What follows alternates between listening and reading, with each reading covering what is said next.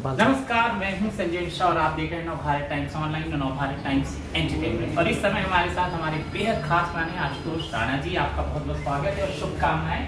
आपकी web series अब देखी दिखाई जा रही है, अब तक ट्रेलर देखा जा रहा था। ढेर सारी शुभकामनाएं और स्वागत। बहुत बहुत धन्यवाद संजय। तो सबसे पहले आपके शब्दों में कर्मयुद्ध। जी, कर्मयुद्ध जो हॉटस्टार पे सीरीज हमारी आ रही है, जिसका प्रसारण शुरू हो चुका है, तो जैसा कि नाम में ही है, तो ये एक परिवार की ऐसी दास्तान है कि जिसमें सत्ता संघर्ष की लड़ाई है, प्रभुता की लड़ाई है। और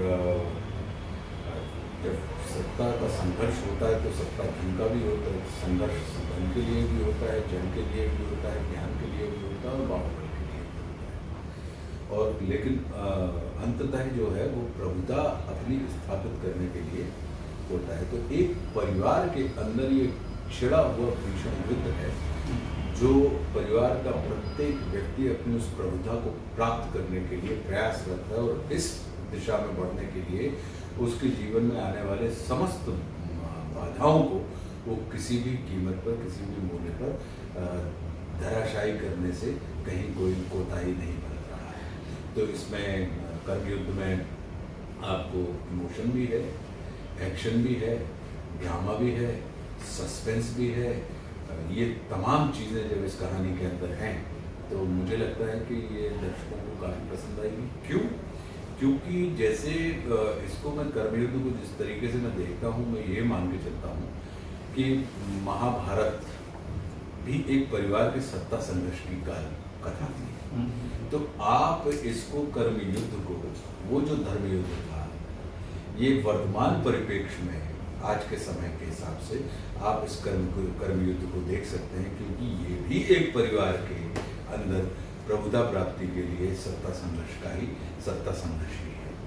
तो वैसा मैं इसको इस तरीके से देख रहा हूँ। इसमें भी भीष्म है, तो इसमें भी एक किरदार का नाम भीष्म है, उसमें भी एक अभिमन्यु था, इसमें भी एक किरदार का नाम अभिमन्यु है। उसमें मेरा जो किरदार है उसका नाम है गुरु शास्त्री। तो जो अपने आप में बड़ा उसमें इंद्राणी है इसमें, तो उसका जो किरदार है, तो आपको एक जिसको कहते हैं फायर ब्रांड वुमन, एम्बिशियस, एक महत्वाकांक्षी स्त्री, तो वो आपको उसमें दिखेगी बात। इसमें आपको लॉयल्टी भी दिखेगी और इसमें आपको खुददारी के साथ साथ गद्दारी भी आपको इसके अंदर दिखाई देगी। तो ये तमाम चीज़ें आपको इस पूरी सीरीज में देखने के लिए मिलेंगी, जो कि जिनका वास्ता हमारे और आपके व्यावहारिक जीवन से आए दिन पड़ता रहता है। और ये पूरा का पूरा जो प्रयास है, या ये पूरी की पूरी जो दास्तान है, वो प्रभुता के लिए कर रही है। तो हमारे जो किरदार है गुरु शास्त्री जिसका नाम है, इसमें बहुत सारे किरदार हैं जो परिस्थितियों से प्रभावित होकर उनकी मनस्थिति विचलित हो जाती है।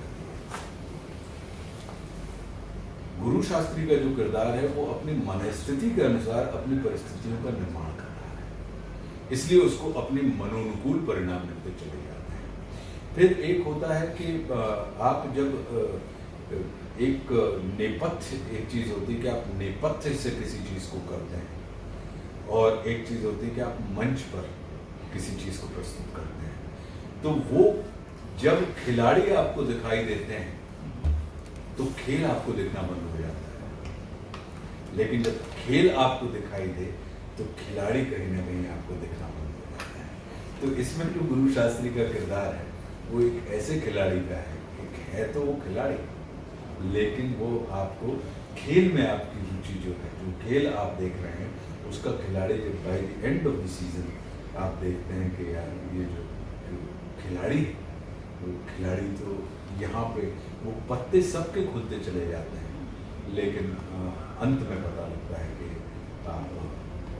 गुरु शास्त्री का भी अपना एक टेक है। तो उस किस्म का एक किरदार है जो जिसको कहें कि गर्म कामों को ठंडे दिमाग से करता है। उसका ये काम है कि परिस्थितियाँ अगर अनियंत्रित हो रही हैं तो आपको अपनी मनस्थिति को नियंत्रित रखना चाहिए, क्योंकि अगर आप भी अनियंत्रित हो गए तो परिस्थितियाँ अनियंत्रित कैसे कर पाएंगे आप। उसका इस चीज़ में मानना है कि अगर व्हीकल को आप स्पीड देना चाहते हैं, गति देना चाहते हैं, तो कोई भी व्हीकल, कोई भी वाहन जब गति में होता है तो उसका जो ड्राइवर होता है वो स्थिर होता है, वो एक जगह पे, वो उसके अंदर गति नहीं होती, वो सीट बेल्ट लगा के, क्योंकि ड्राइविंग जो है वो हमेशा, कुछ लोग क्या होता है कि leadership is not a position, it's a state. ये लीडर की इच्छा के ऊपर निर्भर करता है कि वो आगे से ड्राइव करे समुदाय को या पीछे रह के ड्राइव करे समुदाय को, कि आगे से आपको ले जाना है या पीछे से आपको दिशा निर्देशित करनी है। तो ये कहीं ना कहीं उस किस्म का रोचक किरदार है, और मुझे लगता है कि चूंकि ये लिखा बहुत अच्छा है, पटकथा इसकी बहुत शानदार है, इसके डायलॉग, संवाद जो होते हैं, संवादों में अक्सर क्या होता है कि आपको दर्शन नहीं मिलता, दृष्टि नहीं मिलती, नजरिए नहीं मिलते, जीवन की वो जो अनुभव होते हैं वो नहीं मिलते। आपको इस सीरीज के संवादों में दृष्टि मिलेगी, आपको दर्शन मिलेगा, इसलिए वो आपकी स्मृति में बने रहेंगे।